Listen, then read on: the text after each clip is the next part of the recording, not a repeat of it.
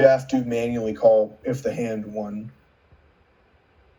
Now, here is the press draw method. This will be called if the player presses the draw button. Check win will be set to true, meaning that the player pressed draw, and they should check if the player wins now. Because you don't want to check if the player won when they hit D, only when they hit draw. So here's where it handles reshuffling. If the size of the deck is less than 25% what it should be, then it will shuffle the decks, and shuffle deck will call remove cards, which will then call add cards as a chain. But if it doesn't need to, it calls remove cards right here instead. And check player one, that method. It says, if the player won, then you need to, give them their bet rewards. So funds plus equals their bet times 2 to make up for what they bet, and times the bet multiplier, which is the value of their hands, which bet multiplier got its value from the player one method. It was a static variable that had been instantiated there, or gotten value there.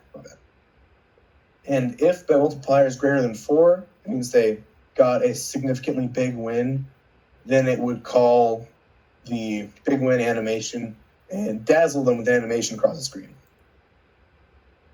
Display funds, it would just update what funds they had available to them and reset the hand value to 0.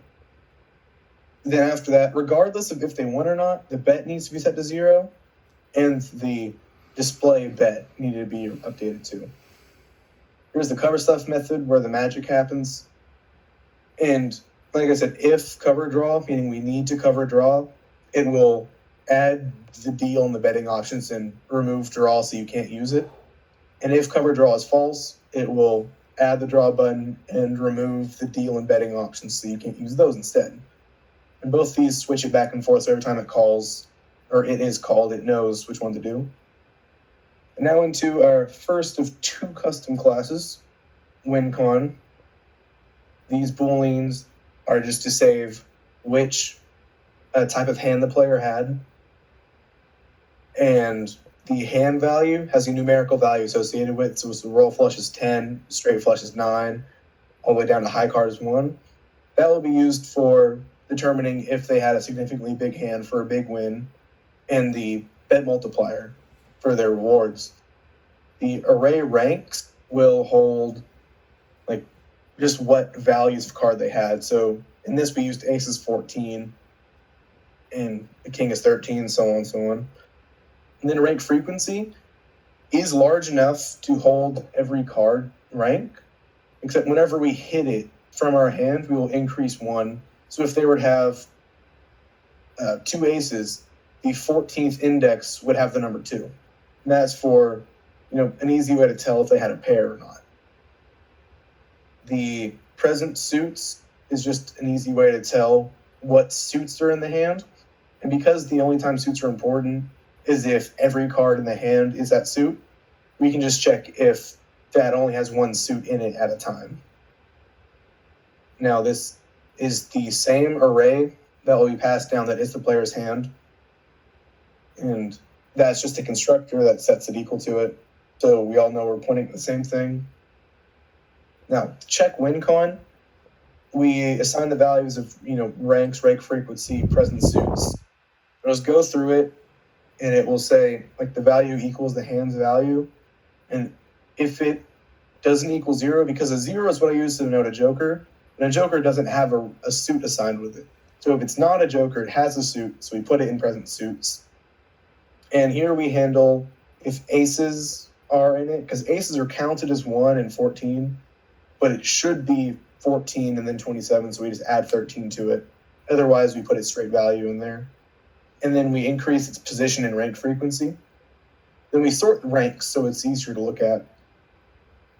So it's easier to tell for a case of a straight or not. And the hand value is set to -1. And the format of these next method calls and if statements is it will try to find the best hand first. And then if it finds that hand, it will exit this method and its values will be assigned, because it wants, you don't want to look for a single pair before you look for a 2 pair. And you don't want to look for a 2 pair before you look for a 4 of a kind. So it will call royal flush, and if it's a royal flush, it will break, and if it's not, it will go like, okay, maybe I have a straight flush, because a straight flush isn't as good as a royal flush, but it's better than a four of a kind. And following that logic, it will then call four of a kind, then full house, then flush, then straight, then three of a kind, and two pair, and one pair, and high card. Now it's definitely going to have a high card, so it doesn't need the if statement. And yes, we could have used the Boolean variables to check for each thing. We could have said one pair if one pair return, but it just seemed more straightforward because every hand was going to have a numerical value if it didn't equal the default, and that was fine. Now on to the methods that decide whether or not a hand matched the requirements to equal that type. So a royal flush is a royal flush if it has 10 through ace, all the same suit. So what we did to check this was we started our count at 0, and we started at 10 going over our rank frequency. Because if you imagine a rank frequency, it would be an array of zeros, and a royal flush would be ending in 5 ones. And you had one of each of the top 5 valued cards. So we loop through it, and we add to the count for every single one we had in those top 5. Because if we had 2 10s, that doesn't help. So we didn't add to count. So here at the end, we have whatever our count was, plus in rank frequency at 0 holds our jokers. We will come back, we'll use that frequently. So say that count was 5.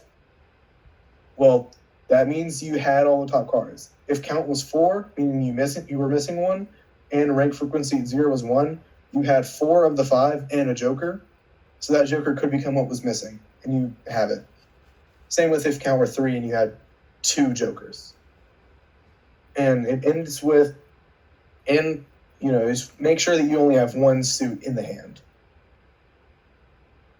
Now, similarly, you go on a straight flush, but instead of starting at just the last 5, you want to start at the lowest valued card in the hand. So this first loop just decides which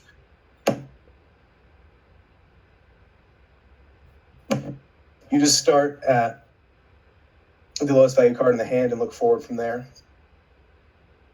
So then every card you have that is within those first 5, you increase your counter. And if whatever your counter, meaning you had those cards in range, plus the amount of jokers you had, which could have filled that in, and if you only had one suit, you have a straight flush. Yeah.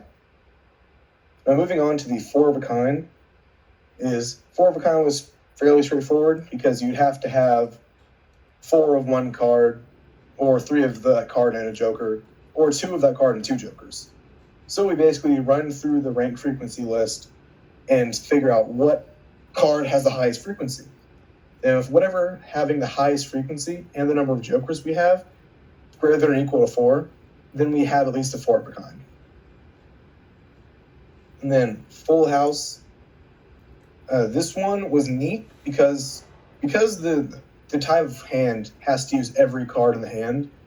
That means you're going to have 2 suits, because you're going to have 4 of one suit and 1 of another, or that's neat. So we count how many ranks there are. Wait, I meant ranks. Yeah, ranks. It's going to have 3 of one rank and 2 of another rank. And that means we can